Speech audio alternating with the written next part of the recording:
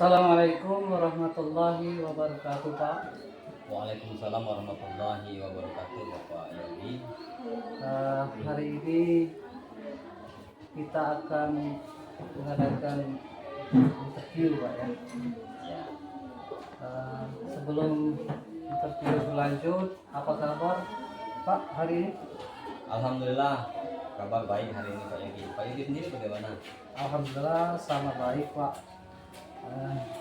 Bisa ngobrol dengan santai yang nantinya pendapat Pak yang akan saya tanyakan ini bisa memotivasi kami sebagai calon guru penggerak Pak untuk menerapkannya apabila kami menjadi pemimpin kelaknya nanti. Baik Pak, tentunya Bapak pernah menghadapi berbagai macam kasus-kasus yang membuat Bapak sendiri bingung untuk menentukan suatu keputusan, atau istilah dari kata di pendidikan guru penggerak ini dilema etika, Pak ya. Apakah keputusan yang Bapak terapkan itu merujuk pada moral etika nantinya?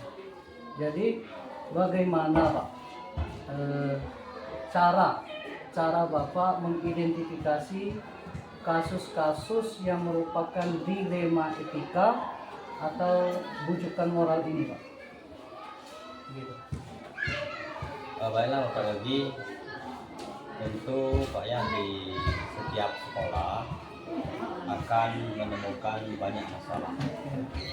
Oleh karena itu, di dalam penyelesaian masalah ini, maka tentu kita harus dapat mengidentifikasi masalah-masalah terlebih dahulu.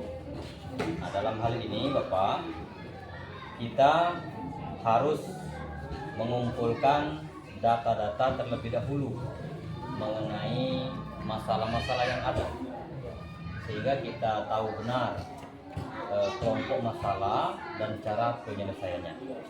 Kemudian kita akan mengomunikasikan kepada stakeholder yang ada untuk mencapai keputusan yang tidak merugikan kedua belah pihak. Nah, seperti itu. Baik Pak, berarti dalam Bapak mengambil suatu atau mengidentifikasi kasus dari dilema etika atau bujukan emosi atau bujukan moral ini Pak ya, Bapak dengan cara mengumpulkan data terlebih dahulu, sehingga masalah-masalah yang ada Bapak komunikasikan dengan pihak yang terkait sebelum keputusan yang Bapak ambil itu apakah ada dampak positifnya atau dampak negatifnya. Jadi Pak, selama ini bagaimana Bapak menjalankan pengambilan keputusan sebagai kepala sekolah di sekolah Bapak, terutama Pak ya, kasus-kasus yang dimana ada dua kepentingan yang sama-sama benar atau sama-sama mengandung nilai suatu kebajikan. Kira-kira bagaimana Pak? Selama ini tentu dalam hal kita pengambilan keputusan dari setiap masalah yang timbul di sekolah, jadi seperti yang saya sampaikan tadi, tentu kita mengumpulkan guru-guru dulu, kemudian sebelum itu kita mengidentifikasi masalahnya dulu, bagaimana, karena ada dua kepentingan yang memiliki sama-sama nilai positif, dalam arti bahwa kedua sisi ini sama-sama ada nilai plusnya, ada nilai positifnya. Maka dalam hal ini tentu kita akan memperhatikan dampaknya terhadap sekolah, kemudian terhadap murid, kemudian juga terhadap ekosistem yang ada di sekolah kita. Nah, jikalau ada salah satu keputusan ataupun dari salah satu pihak tadi yang lebih pro ke sana, lebih pro kepada ekosistem sekolah, lebih mementingkan kepada kepentingan siswa, maka tentunya yang itu yang akan kita lakukan. Iya. Kurang lebih seperti itu yang kita lakukan selama ini. Iya. Ya. Berarti dalam pengambilan keputusan yang Bapak ambil nih Pak ya, sama-sama, apalagi sama-sama benar dari yang Bapak katakan, Bapak melakukan identifikasi dampak yang akan terjadi dari keputusan yang diambil, yaitu dilihat dari dampak terhadap peserta didik itu sendiri Pak ya, apalagi dengan memperhatikan ekosistem sekolah dan dampak dari jangka panjang. Baik Pak, lanjut dengan pertanyaan selanjutnya. Ketika hal itu terjadi, langkah-langkah prosedur yang seperti apa kira-kira yang biasa Bapak lakukan selama ini? Selama ini tentu kita melakukan berbagai langkah dalam upaya menyelesaikan dilema yang tentu yang ada di sekolah kita. Maka seperti yang saya sampaikan tadi, tidak lepas dari yang pertama Pak, langkahnya adalah kita harus mengidentifikasi dulu masalahnya. Masalah ini sebenarnya masalah apa? Apa memang masalah guru, kemudian bagaimana guru ini dapat menyelesaikan dari permasalahan ini yang tentunya akan dimusyawarahkan. Kemudian tentunya keputusan yang akan diambil juga akan kita lihat dari kepentingan kepada, tentunya kepentingan ini harus bermuara kepada kepentingan daripada murid itu sendiri, sehingga setiap keputusan yang kita ambil dari langkah-langkah yang kita tentukan kemana keputusan ini bermuara. Kalau muaranya kepentingan daripada individu guru itu sendiri, maka itu akan kita tinggalkan. Tapi kalau kepentingannya kepada murid itu sendiri, maka ini yang akan kita lakukan. Seperti halnya dalam pembagian, antara lain pembagian daripada ini Pak tugas mengajar kelas, guru kelas. Nah, dalam hal ini saya selama ini mengambil keputusan untuk guru yang mengajar di kelas rendah, ini biasanya adalah guru yang senior. Mengapa demikian? Karena kalau menurut pemikiran saya bahwasanya guru-guru yang telah senior, yang telah lama, memiliki pengalaman yang lebih mumpuni dalam hal mendidik anak-anak yang masih dalam kategori fase A, dalam kategori masih anak-anak, sehingga memerlukan sifat keibuan, kemudian memiliki kesabaran yang luar biasa, yang hal ini kadang-kadang belum dimiliki oleh guru-guru muda, yang walaupun guru muda ini secara teknologi, secara keilmuan mereka ini memiliki kelebihan, namun dari segi pengalaman, dari segi kesabaran barangkali mereka belum sampai ke sana. Itu yang kita lakukan. Iya. Tadi dari pendapat Bapak yang dapat saya ambil, berarti Bapak mengidentifikasi dari kasus yang ada, kemudian Bapak mengumpulkan data dengan cara menanyakan langsung kepada yang bersangkutan apakah kepentingan ini kepentingan pribadi atau kepentingan kemajuan sekolah atau artinya orang banyak, maka disitulah Bapak bisa mengambil suatu keputusan dari berbagai contoh yang telah Pak sebutkan.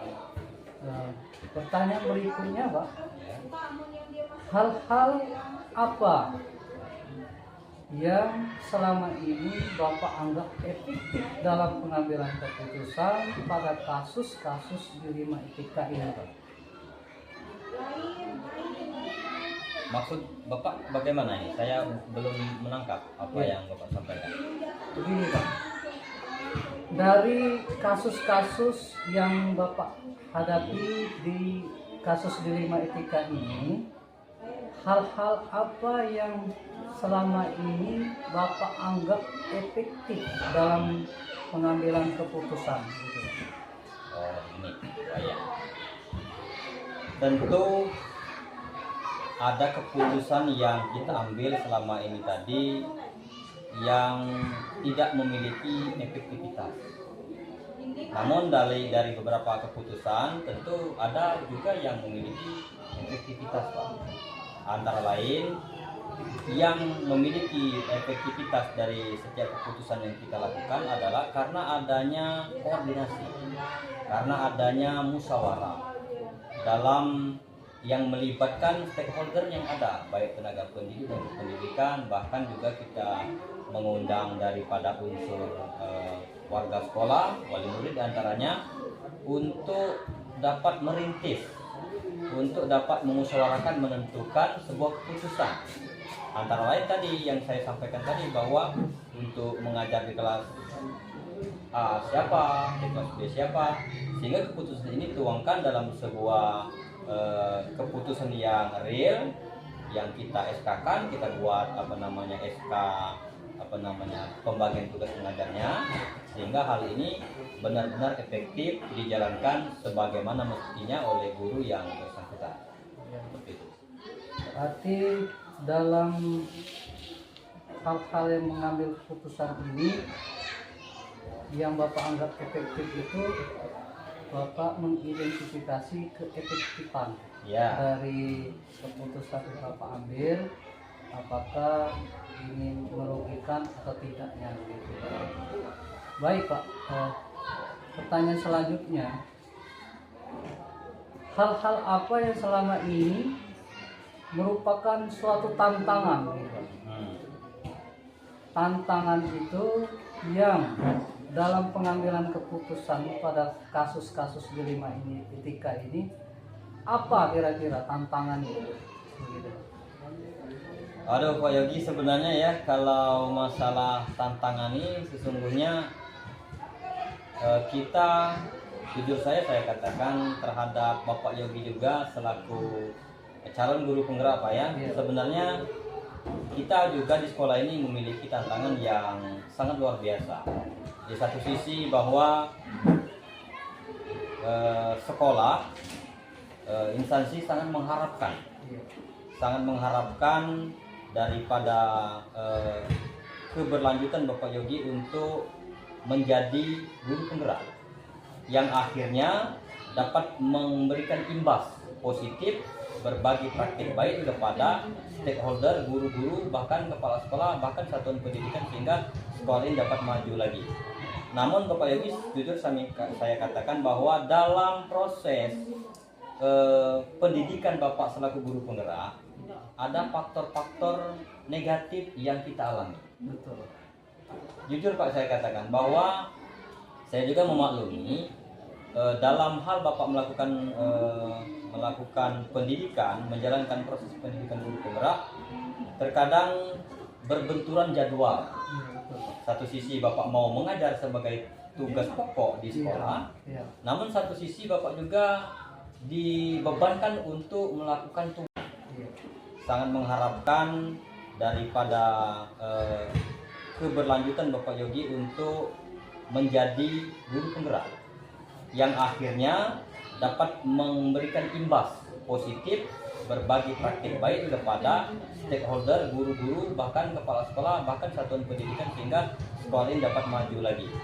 Namun Bapak Yogi, jujur saya katakan bahwa dalam proses pendidikan Bapak selaku guru penggerak, ada faktor-faktor negatif yang kita alami. Betul. Jujur Pak, saya katakan bahwa saya juga memaklumi dalam hal Bapak melakukan pendidikan, menjalankan proses pendidikan guru penggerak, terkadang berbenturan jadwal. Satu sisi Bapak mau mengajar sebagai tugas pokok di sekolah, namun satu sisi Bapak juga dibebankan untuk melakukan tugas dari praktik guru praktik mengajar atau PP, atau bahkan dari fasil, sehingga mau tidak mau, suka tidak suka, ada salah satu tugas yang harus ditinggalkan karena sekolah ada guru yang dapat diwakilkan, sementara yang tugas guru penggerak tidak dapat diwakilkan, maka secara otomatis Bapak akan memilih tugas daripada guru penggerak. Nah, dalam arti bahwa sekolah merasa sangat dirugikan dengan ketidakhadiran sosok seorang Pak Yogi.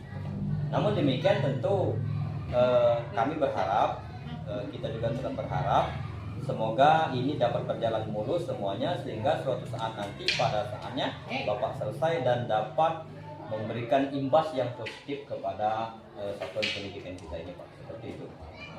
Iya, terima kasih Pak. Artinya ini memang nyata Dilema dari kita. kasus saya sendiri begitu Iya. Pak ya. Sebelum dan sesudahnya saya mengucapkan ribuan terima kasih Pak. Memang saya menyadari, apalagi tugas-tugas pokok saya sendiri sering terbengkalai. Namun yakinlah Pak, dari pendidikan yang saya empuh ini akan berimbas baik kepada sekolah kita. Ya, semoga Pak Yogi ya. Amin.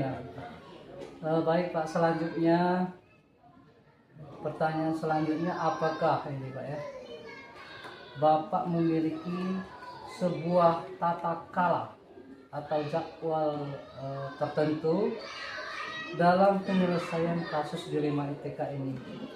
Apakah Bapak langsung menyelesaikan di tempat ya? Atau mungkin memiliki sebuah jadwal yang nantinya akan Bapak selesaikan begitu Pak? Lalu bentuk atau prosedurnya seperti apa yang Bapak jalankan? Ya, untuk setiap kasus ataupun dilema yang terjadi di sekolah, tentu terkadang ada menurut saya yang harus kita selesaikan secara berkala. Ya. Artinya memang terjadwal. Seperti halnya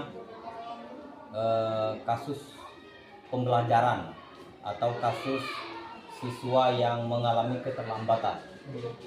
Maka secara otomatis kita akan membuat jadwal remedial barangkali seperti itu Pak, kemudian membuat jadwal jam pembelajaran tambahan untuk mengatasi kasus tersebut. Namun satu sisi ada juga kasus yang harus diselesaikan secara mendadak. Salah satu contoh misalnya ada kasus yang tiba-tiba datang hari itu, misalnya anak berkelahi, maka ini tidak akan bisa jadwalkan. Maka secara otomatis hari itu juga, saat itu juga kita akan menyelesaikan masalah tersebut, sehingga tidak menjadi bumerang bagi wali murid yang memiliki anaknya sekolah di sini. Seperti itu Pak. Iya. Berarti dalam penyelesaian kasus ini Bapak mengambil keputusannya, ada kasus yang langsung bisa diselesaikan, ada juga membutuhkan waktu. Yang membutuhkan waktu Iya. ya. Gitu. Baik Pak. Selanjutnya, adakah seseorang ini Pak ya, seseorang atau faktor-faktor apa yang selama ini mempermudah atau membantu Bapak dalam pengambilan keputusan dalam kasus-kasus dilema etika ini? Tentu saja di setiap tempat saya bertugas Bapak ada saja, baik itu dari dari internal sekolah, dari tenaga pendidik dan pendidikan, bahkan guru senior yang selalu memberikan arahan. Karena maklum saja kita kan memiliki kadang-kadang memiliki kelebihan, memiliki keistimewaan tersendiri. Nah, misalnya ibu ini memiliki keahlian di bidang memberikan pencerahan. Ibu ini, bapak ini ahli di bidang IT. Maka suatu saat ketika kita menghadapi suatu kendala, ibu ini yang lebih berkompeten untuk memberikan gagasan, untuk memberikan pendapat. Maka itu yang dapat kita lakukan. Sehingga orang-orang yang menurut kita penting untuk dapat membantu setiap permasalahan ini yang kita utamakan. Di sini contohnya ada misalnya Ibu Rita sebagai guru yang luar biasa senior di sini, yang senantiasa memberikan bimbingan kepada kita. Kemudian juga dari masyarakat kemarin kita kan ada Bapak Kepala Desa Iya, iya. yang senantiasa berkoordinasi dengan kita Iya. sehingga memberikan dukungan moral dan moral bahkan Iya. kepada kita sehingga membantu menyelesaikan masalah yang ada di sekolah kita. Iya. Itu Pak. Waduh, ternyata rujukan atau orang-orang yang membantu Bapak ini akhirnya saya tahu Pak. Ya. Bukan hanya sekedar dari intern, tapi guru-guru kan dukungan dalam pengambilan keputusan. Baik Pak, dari semua hal yang telah Bapak sampaikan, pembelajaran apa yang dapat Bapak petik dari pengalaman Bapak dalam pengambilan keputusan di 5 etika ini? Tentu banyak sekali Pak Yogi pembelajaran yang dapat kita ambil. Yang pertama bahwa kita harus bijaksana, harus istilah Bapak Ma'ruf Amin ada kemaslahatan Pak seperti itu ya. Nah, artinya memberikan manfaat bagi peserta didik terutama yang bermuara kepada peserta didik dan bermanfaat bagi satuan pendidikan sehingga keputusan kita ini tidak merugikan pihak-pihak tertentu bahkan memberikan keuntungan bagi semua pihak. Aduh, ternyata banyak sekali ilmu yang saya dapatkan dari wawancara langsung kepada Bapak sendiri. Nah, semoga Pak ya, ilmu yang Bapak sampaikan kepada saya bisa saya terapkan nantinya, apalagi ini dalam mengambil keputusan pada kasus-kasus di 5 etika ini memang suatu hal yang kami sendiri Pak ya, terkadang belum mampu. Dengan adanya cerita-cerita kita hari ini, akhirnya saya menyadari betapa beratnya menjadi seorang pemimpin itu Pak. Namun yakinlah Pak, dari pembelajaran-pembelajaran yang saya lakukan, apalagi dari masukan-masukan yang Bapak berikan, akhirnya saya bisa memahami bahwasanya pengambilan keputusan itu apalagi di bidang pendidikan tentunya merujuk pada murid Pak. Terima kasih, itulah pembicaraan yang dapat kami sampaikan atau kita rembukan dari hasil interview ini Pak. Kita lanjutkan di pertemuan nantinya. Mohon berkenannya Pak apabila ada tugas-tugas yang ke depan agar menyempatkan diri seperti hari ini, walaupun saya menyadari kesibukan Bapak banyak sekali. Terima kasih Pak. Oke, terima kasih juga.